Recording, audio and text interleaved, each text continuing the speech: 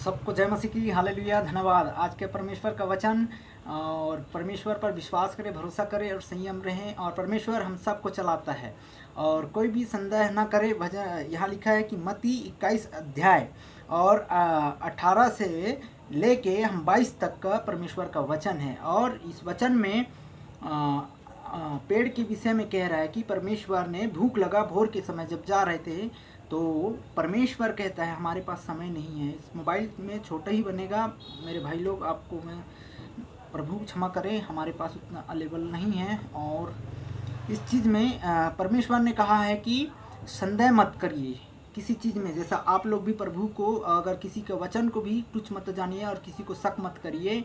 परमेश्वर कहता है कि मेरे नाम से विश्वास करिए, चाहे छोटा सा क्यों नहीं हो, बड़ा सा क्यों ना हो, उन पर भी विश्वास कीजिए। वचन कहता है कि हम सब एक ही कश्ती में हैं और किसी पर शक मत करिए, किसी पर संदेह मत करिए। प्रभु यीशु मसीह ने यही कहा था वचन में। और खुदाबंद हमें और तुम्हें उठाता है और चलाता है। और शक मत करिए किसी पर, पति पर, पत्नी पर, एक दूसरे में मन में प्रार्थना में एक दूसरे में कंटिन्यू रहें। और प्रभु के लोग खास करके जितने भी हैं संदेह मत करिएगा किसी दासदासी किसी पर। अगर संदेह कर रहे हैं तो आप पिता पर शक कर रहे हैं। हालेलुया। ऐसा प्रभु ने कहा कि मेरे हाथ सीधा हुआ है। वो कब्र में से आया और जीवित होकर कहा था गलील की ओर से कि मैं देख मैं वही हूँ, आ गया, 3 दिन में जिंदा हो गया परमेश्वर। हालेलुया। तो वैसा चेलों ने संदेह किया था, शक किया था और इस तरीके से प्रभु ने उनको कहा कि उंगली डाल के चेक किया और क्या हुआ, शक किया ना। तो ऐसा परमेश्वर के खुदा बाप को शक मत करिए, वचनों को तुच्छ मत जानिए। हालेलुया।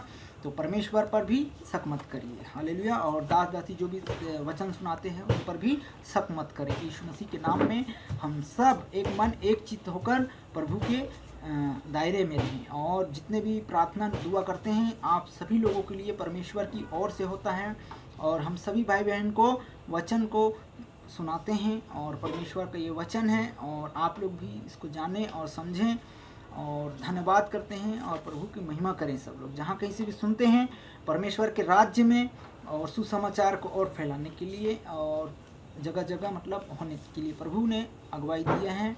और पिता की ओर से आप सभी भाई बहन को मैं धन्यवाद देता हूँ कि आप लोग प्रभु के निरंतर बाड़े में रहें और बाड़े से बाहर न जाए। हालेलुया।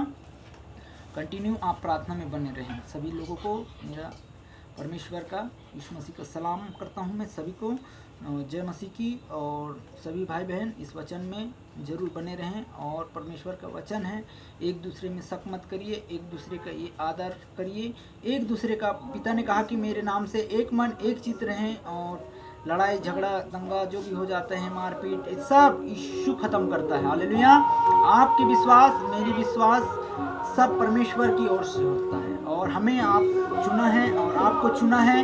परमेश्वर का मैं काम करता हूँ और मैं जब तक जिंदा हूँ और जब तक हूँ परमेश्वर के राज्य के लिए सुसमाचार को परमेश्वर मुझे जीवित उठाएगा। हालेलुया। कहा ना कि 3 दिन बाद मरा हुआ था और परमेश्वर जी उठा, वैसा हम भी मुर्दे में से जी उठे हैं। हालेलुया। तो वैसा सब लोग जी उठेंगे और हर एक हड्डियाँ जी उठेंगे। परमेश्वर पर भरोसा रखें और खुदाबंद किसी को मुर्दा नहीं, जीवित रहेंगे परमेश्वर पर जो विश्वास रहेगा। हालेलुया।